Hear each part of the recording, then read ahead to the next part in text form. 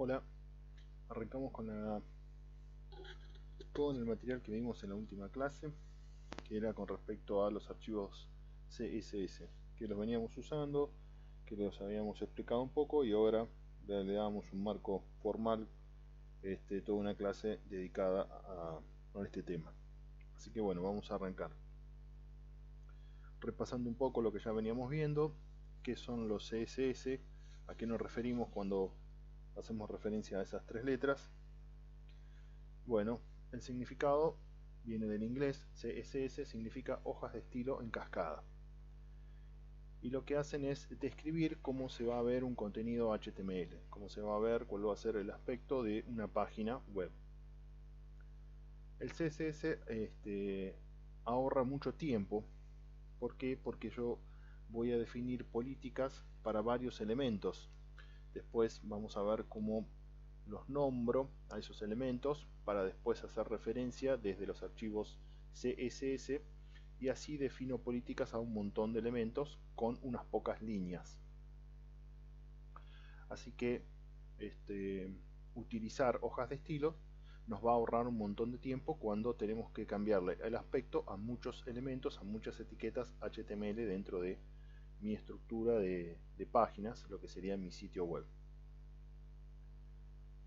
Las hojas de estilo, cuando las armamos con un archivo aparte, con un archivo externo, se van a almacenar en un archivo que va a tener la extensión .css. Va a ser un archivo de texto, tal cual como son las páginas HTML, nada más que su extensión será .css. Ahí, en esos archivos .css, es donde vamos a guardar las instrucciones para cambiar el aspecto de nuestra página web. Haciendo un poquito de historia, cómo surge la utilización de las hojas de estilo, se dice que resuelven un gran problema. HTML nunca tuvo la intención de contener etiquetas para formatear una página web. HTML fue creado para describir el contenido de una página web. No fue creado para definir el aspecto, solo para mostrar, para estructurar el contenido de una página web. Por ejemplo, fíjense en acá, tenemos el ejemplo de dos etiquetas. La etiqueta H1, H viene de header, y hace referencia a un título. El concepto de página web está muy relacionado a una página de un libro. Entonces tendremos etiquetas para representar un párrafo, por ejemplo la etiqueta P, el paragraph, es para establecer que el texto que esté dentro de esas etiquetas representa un párrafo. Y este texto que está acá, por estar antecedido de la etiqueta H1, hace referencia a que todo esto es un título. Y esta parte de acá abajo, todo esto es un párrafo. Ahora, el tipo de letra, seguramente en nuestro diseño, vamos a querer que el título tenga una tipografía y el texto, los párrafos que tengamos dentro de nuestra página, tendrán otro. Probablemente el título tenga una tipografía con una fuente más grande, un color distinto, tal vez estén en negrita, y el párrafo se espera una letra más chica que lo que sería el encabezado y puede tener un color distinto o simplemente no estar en negrita sino que en texto común. Así que todas esas cuestiones del tamaño de la fuente, el color y el formato de la fuente hacen referencia al estilo. No tiene nada que ver con lo que es el HTML. El HTML describo el contenido. Esta línea representa que esto es un título y la línea que está acá abajo representa que eso es un párrafo. Después, ¿cómo se va a ver eso? ¿Qué aspecto va a tener? Lo definiremos después con el CSS. Pero cuando se crea el HTML, no había forma de cambiarle el estilo a esto. ¿Está bien? Porque HTML no fue creado con ese propósito. Es solo para estructurar información, no para definir un estilo.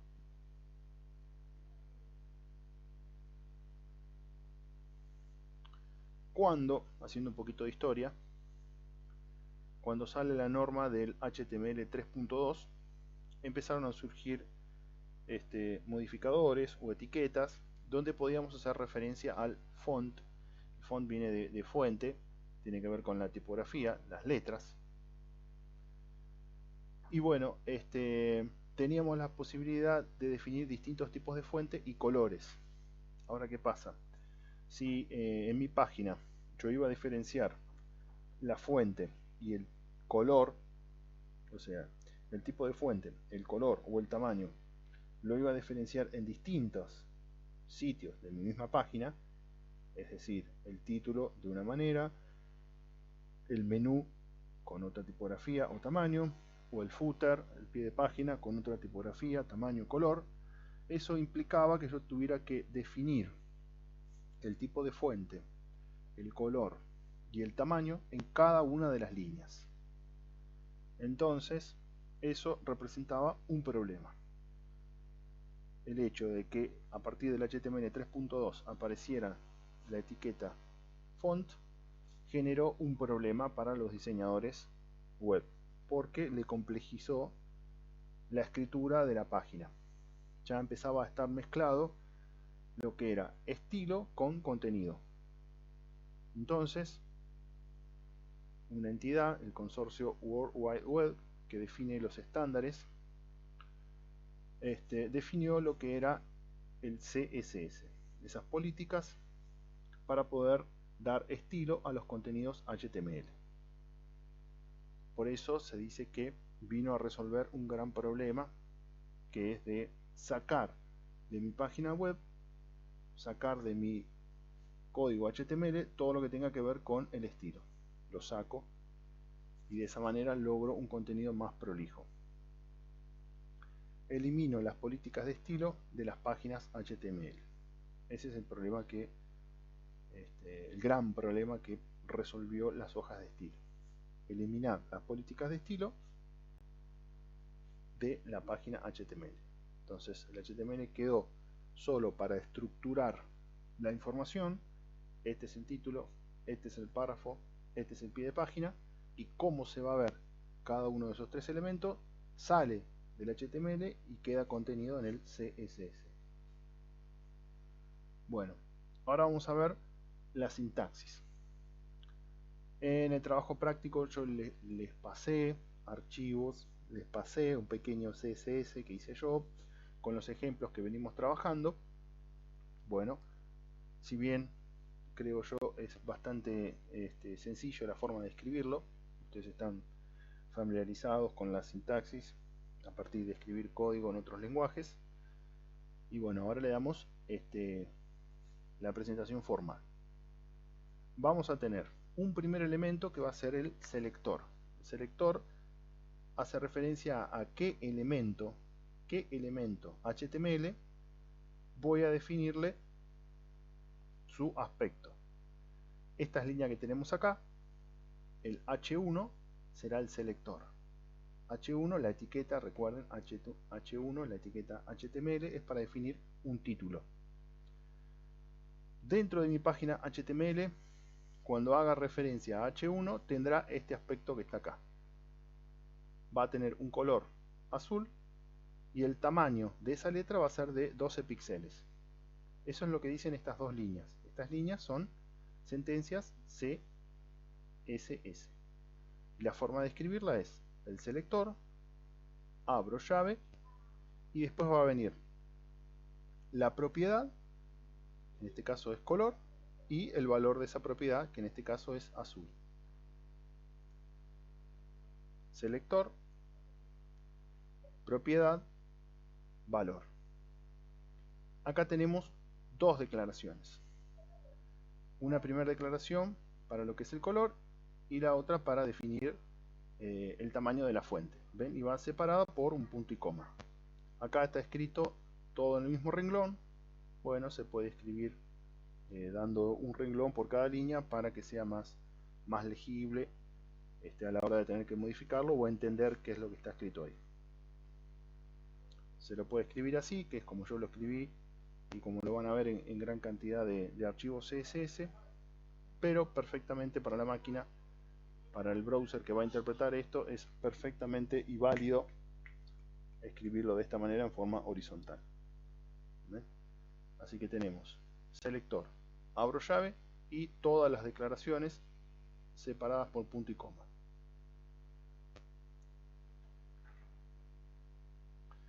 Bien, vamos a ver ahora cómo hacemos referencia a esos selectores. ¿Qué tipo de selectores tenemos dentro del mundo CSS?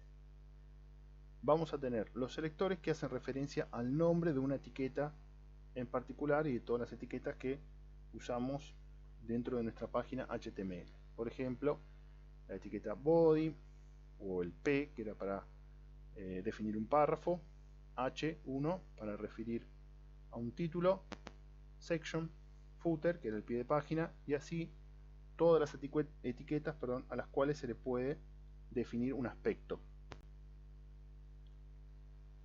Entonces ahí tendremos selectores que son selectores directos. Hago referencia directamente al nombre de la etiqueta HTML. En esta lo que estoy definiendo es que el body, que es el cuerpo de toda mi página, la alineación será de tipo central. Todo el contenido que yo vaya a poner dentro del body, salvo que le escriba una condición distinta, va a estar centrado, todo centrado. Esto es alineación horizontal. ¿Qué otra forma tenemos de armar selectores? Supongamos que nosotros habíamos dicho que la página web son todos contenedores, son todas cajas.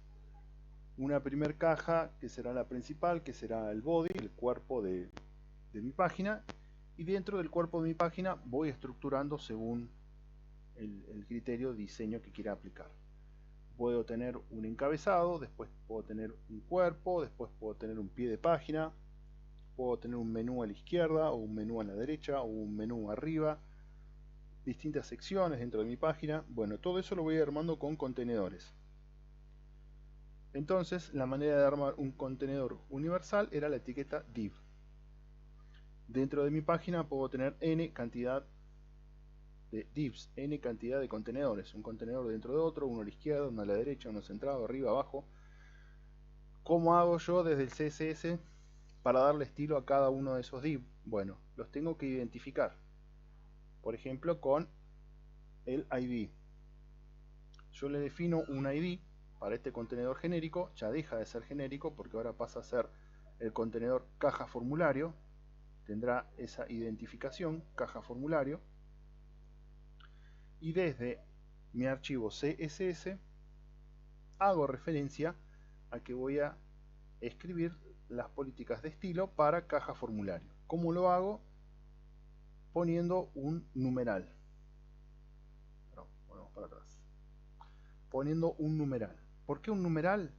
Porque a caja formulario, el div caja formulario, le asigné un ID.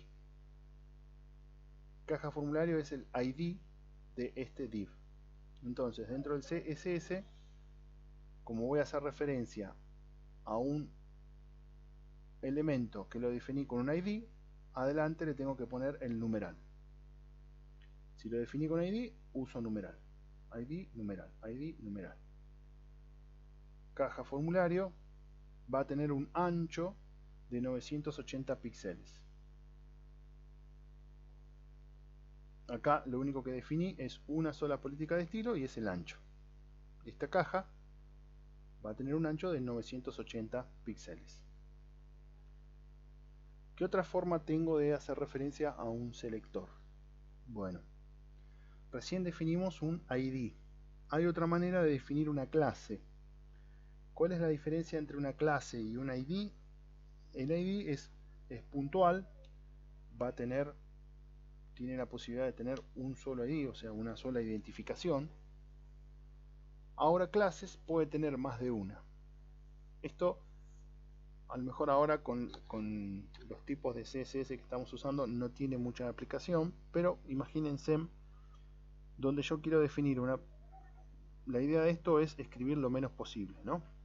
Entonces, el diseñador gráfico me da una paleta de colores que tengo que mantener para las cajas, para los logos, para las letras. Entonces yo podría definir una clase donde defino simplemente colores de texto o colores de fondo, eso solo. Después las políticas de si va a estar centrado a la derecha, si el tipo de fuente va a ser Times New Roman o cualquier otro tipo de fuente, eso lo defino con otra clase. Entonces, a los elementos les voy diciendo a qué clase pertenecen. Acá yo no estoy diciendo que este div se llama clase formulario, sino simplemente le estoy diciendo que pertenece a la clase formulario, y por pertenecer a, caja formulario tendrá un ancho de 980. Acá podría poner coma y otra clase más, y en esa otra clase definir, por ejemplo, el color de fondo. Otra clase más donde defino el tipo de fuente, todo va a ser Times New Roman. Entonces yo las clases las armo por separado, la clase define algo en particular y después voy viendo a qué elementos le asigno esa clase. Es una manera de reutilizar. Acá de esta forma no voy a definir absolutamente todas las políticas para caja formulario, sino definiré, es como definir una porción de políticas de estilo, que después la puedo reutilizar. Esa es la manera de aplicarle el mismo estilo a varios elementos. Todos los elementos que usen la clase caja formulario tendrán un ancho de 980 píxeles. Entonces, si usé una clase para mi etiqueta div, dentro del CSS tendré que hacer referencia con un punto. Un punto quiere decir que estoy definiendo políticas de estilo para una clase. ¿Qué clase? La que se llama caja formulario. Si ustedes agarran un archivo CSS y el selector adelante tiene un punto, significa que esto es una clase. ¿Ven? Class, caja formulario, punto, caja formulario. Esa es otra forma de armar un selector. Otra forma de cómo desde el CSS hago referencia a un elemento HTML. Tenemos uno más, que es el selector universal. Este es como un comodín. Este es el famoso asterisco, parecido a, si recuerdan, cuando hacíamos consulta de base de datos y hacíamos un select asterisco para hacer referencia de tráeme todo. Bueno, este selector también hace referencia a eso, a todo. Es la forma de definir políticas de estilo para todo el contenido HTML de esa página. Por ejemplo, ahí lo que estoy definiendo es que todos los contenedores, todos los elementos HTML de mi página, quiero que le ponga un margen igual a 0 y un padding igual a 0. Este padding nos vamos a ver un poco más adelante qué es lo que hace. El margen van a ser los espacios que tenemos alrededor de mi contenedor. Los espacios. ¿Por qué? Porque yo les comentaba que los browsers siempre tienen políticas por default. Entonces, si yo no le defino ningún tipo de margen y armo una página con 5 contenedores, ¿qué espacio va a dejar entre un contenedor y otro? Bueno, ese espacio entre un contenedor y otro, si yo no lo defino puntualmente, el browser le asigna algo, un espacio X, llamémosle 2 píxeles entre un contenedor y otro. Eso lo define por defecto. Entonces, cuando yo voy a hacer una página y quiero que tenga un aspecto bien definido, quiero definir absolutamente todos los espacios, cómo organizar bien mis contenidos. Bueno, una buena práctica es, antes que nada, vamos a definir esta primera línea, y con esta primera línea me aseguro que de ahí en adelante todos los márgenes los voy a manejar yo. Ninguno va a quedar por defecto. Ninguno va a quedar librado al azar o librado al criterio del browser. Todos van a tener el margen que yo disponga. ¿Cómo hago eso? ¿Cómo hago que absolutamente todos los contenedores tengan un margen 0 para arrancar? Uso el selector universal, que es el asterisco. Asterisco, abro llave, defino la política, cierro la llave. Y ahí estoy diciendo que para todos los elementos aplique esta política que está acá. Existen otras formas de armar selectores con clases que son padre e hijo, que son más complejas. Y por ahora, en la instancia que estamos nosotros, no la vamos a ver. Nos vamos a quedar con estas, que de hecho la que vamos a usar para los trabajos prácticos va a ser o esta, donde hago referencia al elemento puntual, o si definí una caja universal, una caja genérica, un div, un contenedor genérico, le aplicamos un ID y esa va a ser la forma de usarlo, de hacer referencia desde el CSS.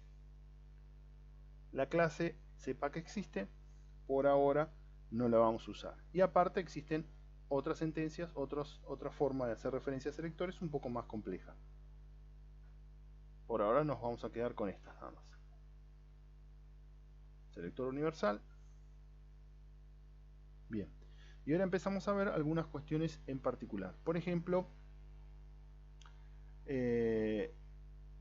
bueno, vamos a ver ahora dónde colocarlo, los archivos CSS. La que venimos viendo hasta ahora y las que les comento yo, que sería una de las mejores prácticas, es crear un archivo separado y hacer referencia desde mi página a que voy a usar hojas de estilo y le voy a decir la ubicación donde está mi hoja de estilo. Voy a linkear dentro de la etiqueta head, pondré una etiqueta de tipo link para decir que voy a linkear mi página a qué cosa, a una hoja de estilo, y le voy a pasar la ubicación con el href. Le digo cuál es la ubicación de mi hoja de estilo. Esto en el ejemplo que yo les pasé, la hoja de estilo no está en la misma carpeta donde está el HTML. Creé una carpeta aparte, una carpeta interna que se llama CSS. Entonces, si se fijan en la página que les pasé como ejemplo, el href acá tendrá una barra, el pad entero sería CSS barra y el nombre del archivo CSS. ¿Sí? Acá en el href hay que ponerle la ubicación dentro de mi estructura del sitio, del directorio, en la carpeta donde se encuentran las hojas de estilo. Esa es la mejor forma, armar un archivo aparte y que esté en otro lugar, que no sea parte de mi misma página. Pero la norma prevé también dos formas más de usarlo. Otra sería definir la hoja de estilo dentro del mismo archivo HTML. Dentro del head voy a abrir la etiqueta style y ahí voy a escribir todas mis líneas CSS y cierro con poniendo la contrabarra adelante la etiqueta style. Todo lo que esté dentro de esto van a ser políticas de estilo, exactamente como las escribiríamos en un archivo aparte, las puedo escribir acá, exactamente igual. Fíjense, acá tenemos el selector directo, hago referencia a body, h1, nada más que lo metí dentro de mi mismo documento HTML.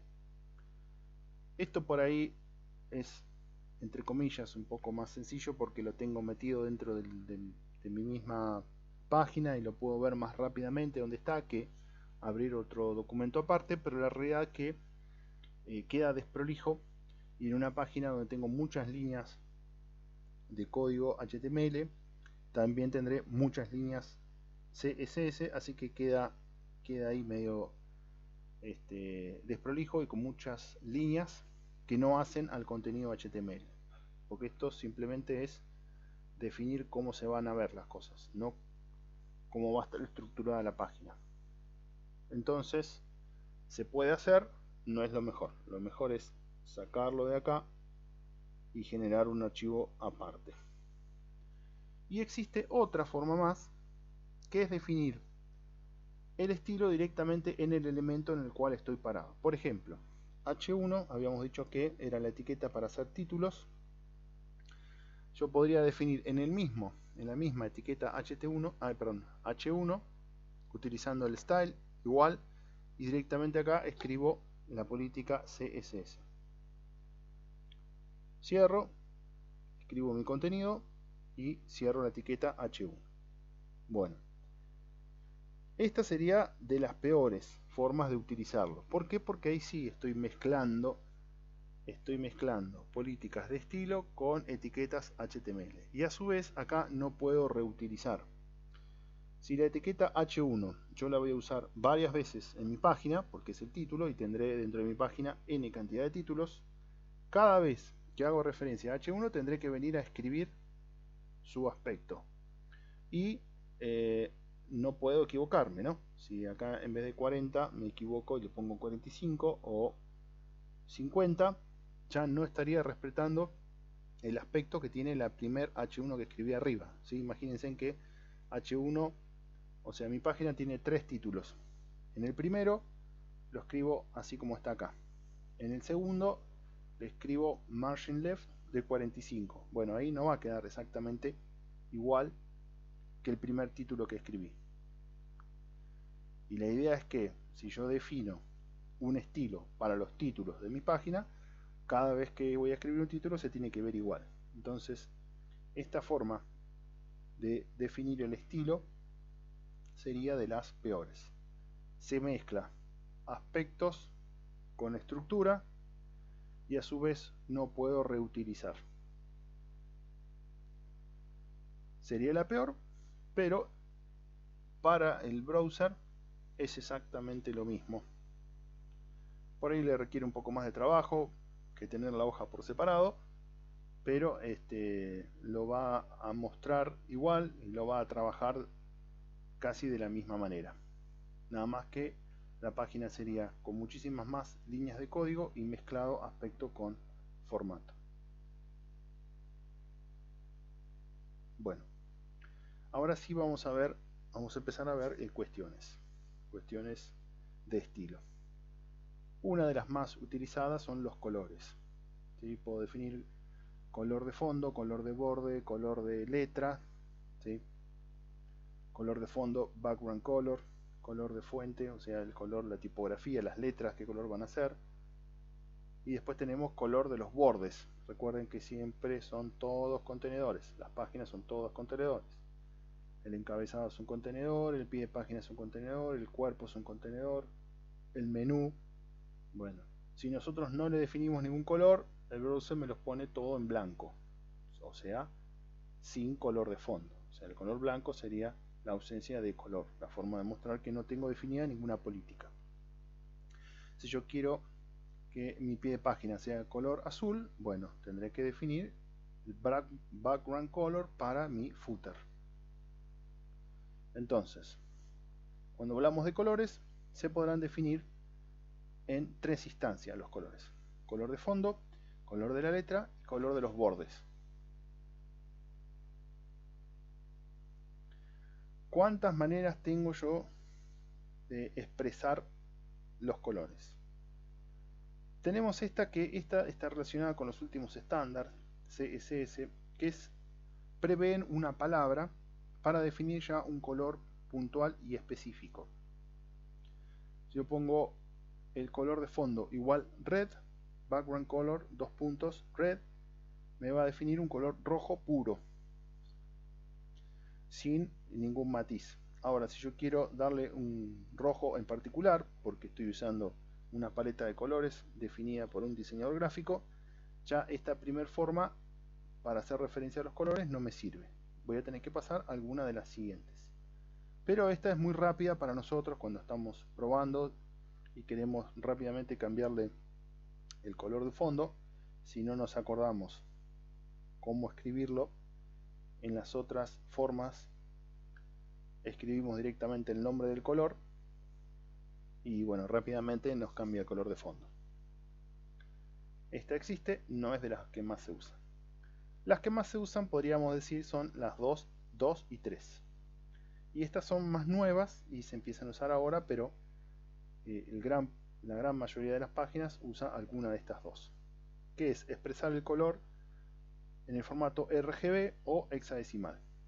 RGB hace referencia a los colores primarios rojo, azul y verde, y voy a pasarle por separado cómo se compone cada uno, el porcentaje de cada uno de esos colores. O sea, la intensidad de cada uno de esos colores se define con un número que va del 0 al 255. Recuerden que los colores primarios, el rojo, el azul y el verde, con esos tres colores, con la combinación de esos tres colores, yo puedo armar toda la paleta de colores que puedo ver en un monitor, ¿no? Con la mezcla de esos tres colores. Entonces, variando la cantidad de rojo, la cantidad de azul y la cantidad de verde, podría armar cualquier color a representar en un monitor. Eso mismo lo puedo expresar también de esta manera, que es la forma hexadecimal. Acá tendremos, ven, acá está separado por coma, acá lo escribo todo junto, serán 3 números. En realidad no son 3 números porque esto es hexadecimal. Acá va mezclado letras con números. Recuerden que el código hexadecimal teníamos letras que iban de la A a la F y los números del 0 al 255. Con esas combinaciones armaba mi código hexadecimal. Bueno, es otra vez otra forma de hacer referencia a la intensidad de los tres primarios, rojo, azul y verde. Entonces acá, por ejemplo, tenemos representado 255, 255, 255. ¿Cuál va a ser ese color? El blanco. Si yo pongo el máximo, la máxima variación de colores, me representa el blanco. ¿Ven? Este color blanco que tengo acá, este va a ser el color expresado en hexadecimal, 255, 255, 255. Después tenemos otras dos más, otras dos formas. Y esta, bueno, son más modernas, más profesionales, tienen que ver más con la manera de trabajar de los diseñadores gráficos. Y la gran diferencia con estos otros dos, que ya prevé lo que es la opacidad. Este 0,5 es para ponerle opacidad. Por ejemplo, yo si quiero armar mi paleta de colores a partir del azul, este valor estando en 1 significa que el valor está, ese color azul está al 100%, sin variar estos de adelante, solo de acá. Si este valor lo voy incrementando, perdón, lo voy bajando, lo que va haciendo es ese color azul volviéndolo más, como que lo va grisando un poco, lo va opacando. Es como si yo lo fuera diluyendo, le hubiese tirado gotas de blanco y lo voy diluyendo. Y se va volviendo, llamémosle, menos fuerte. Imagínense que con estos tres definí un azul bien fuerte, le voy variando la opacidad y voy logrando un degradé de ese color azul. Bueno, con esta nomenclatura, la HSLA, el último valor es la opacidad. Y con estos tres armo el color. Lo mismo con este RGBA, también es parecido a al RGB, en referencia a que uso 3 valores. Y el último, el cuarto valor, va a ser referencia a la opacidad. Bueno, ¿a dónde puedo aplicar colores? Puedo aplicar color al fondo. Acá tenemos un contenedor. El contenedor que va a tener el encabezado de mi página. Quiero que el color de fondo sea negro. Fíjense, en la presentación anterior les había dicho que el 255, 255, 255 representa el blanco. ¿Cómo voy a representar el negro? Bueno, con todos los números en 0. Esto acá está expresado en hexadecimal. Todo 0 representa el color negro. Y la propiedad CSS sería el background color. Esto que está acá es un contenedor genérico, un div. A ese div le estoy definiendo que el background color sea negro, expresado en hexadecimal. ¿A dónde, en qué otro lugar puedo definir el color? En los bordes. Ven que acá tengo un borde color rojo.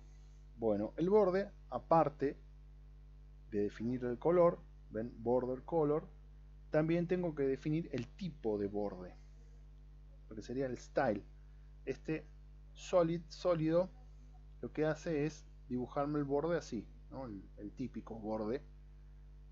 Piensen en el borde de un cuadro. Bueno, este sería el típico borde de tipo solid.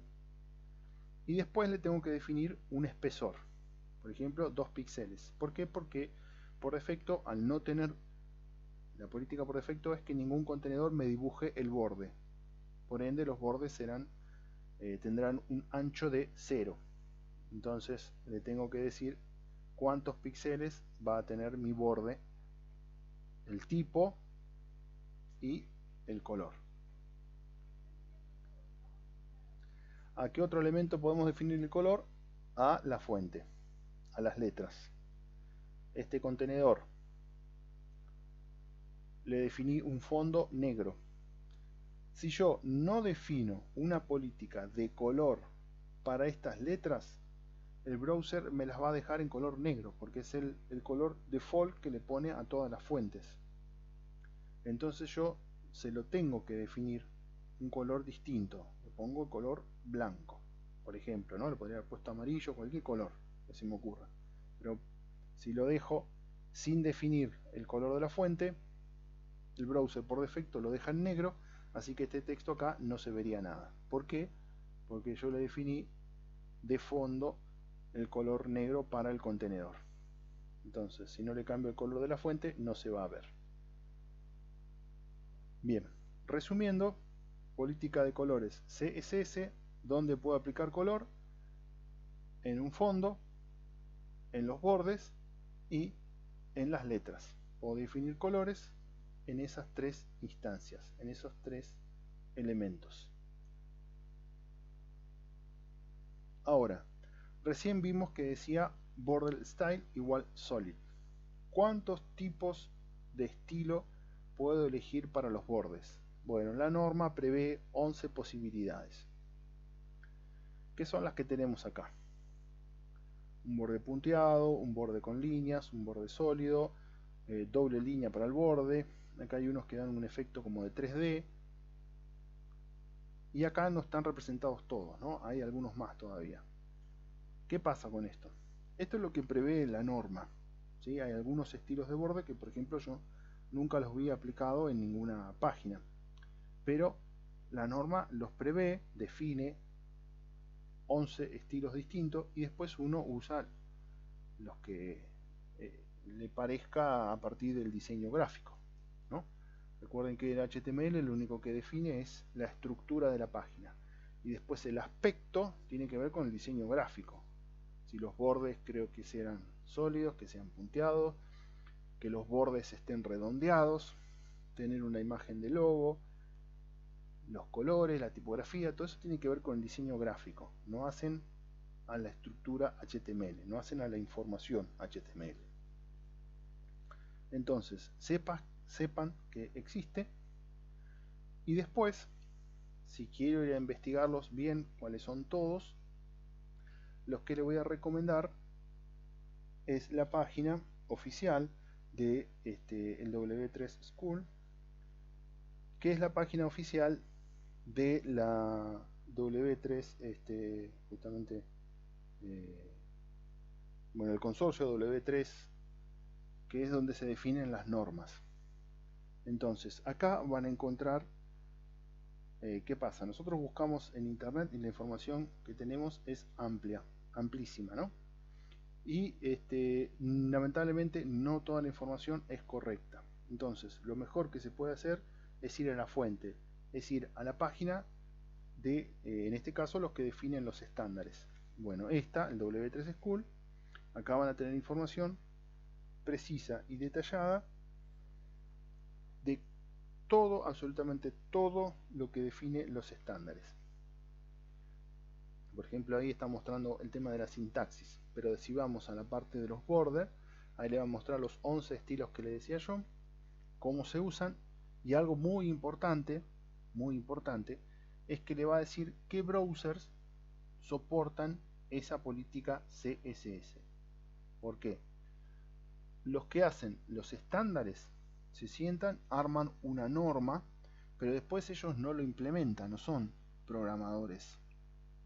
Si bien de ese foro donde se definen los estándares participan los fabricantes de Google, de Mozilla, de Microsoft por el Internet Explorer, o sea, esas empresas tienen integrantes dentro del foro donde se establecen los estándares, pero después la realidad es cómo se van a implementar dentro del browser queda librado a cada fabricante. Entonces, cuando entren acá a esta página y vayan a ver, por ejemplo,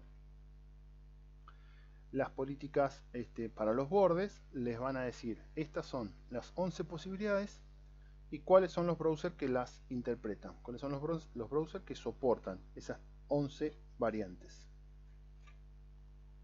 Esto es importante que lo recuerden porque yo les comenté también que nosotros podemos pensar nuestra página como queremos que se vea, cuál va a ser su aspecto. La programamos y la probamos en un browser, pero después vamos a otro y puede que no se vea exactamente igual. Porque no todos soportan los mismos estándares y no todos lo implementan exactamente igual como en el browser en el cual estoy probando. Así que cuando hagan una página web es bueno probarlo en más de un browser, no quedarse con que en el Chrome anda bien, bueno, listo. No, hay que probarlo en Internet Explorer, hay que probarlo en Mozilla. Sería conveniente probarlo en la gran mayoría de los que están dando vuelta por ahí. Y después otra cosa que hay que tener en cuenta también, que andan dando vuelta versiones de browser más viejas. Por eso acá el W3 School le va a decir: esta propiedad CSS está soportada por Internet Explorer del 7 en adelante. ¿Qué quiere decir eso? Si yo estoy usando el border style que es punteado y me dice que a partir del Internet Explorer 7 se usa o está implementado, si esa página uso ese tipo de borde y lo abro con un Internet Explorer más viejo, no lo va a interpretar, no va a saber qué es esa línea, porque cuando se hizo el Internet Explorer 6 no estaba todavía esa definición. Así que bueno, yo les pasé un libro que está armado con el estándar, el último, el CSS3 y el HTML5, y si no, si bien le vuelvo a repetir, hay un montón de información en internet, esta página es la correcta, la que va a tener siempre la información más actualizada y con el estándar bien interpretado. Y de acá pueden, aparte está bien explicada, tiene ejemplos, así que se las recomiendo. Bueno, muy bien, hasta acá fue la parte de CSS que vimos en la clase última. Hasta luego.